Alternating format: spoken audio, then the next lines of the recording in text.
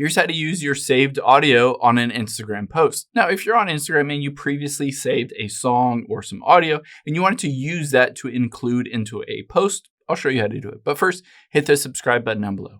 It really helps me out. Thanks, guys. Now, let's open up the Instagram app here.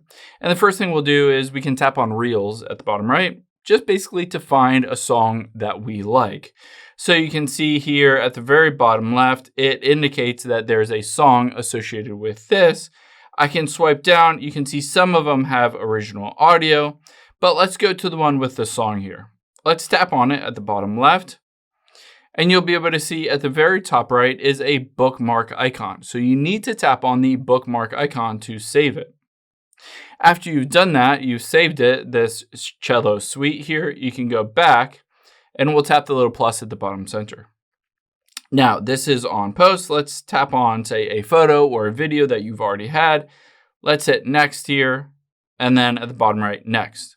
Now, at the last screen is where you can add the audio. You can tap on add music here, and then at the very top is saved. Tap on saved, and you can see there the cello suite number 1. I can tap on it by Yo-Yo Ma, and I can choose where I want to have it start. So I can choose at the very end or towards the beginning. It'll kind of highlight around where it suggests that you start it. And then when you're ready, just hit the done button and hit share at the bottom right, and you can see there that song or the audio has been added to the post. I hope this helps. If it did, hit the like button down below and leave a comment if you still have any questions. Thanks, guys.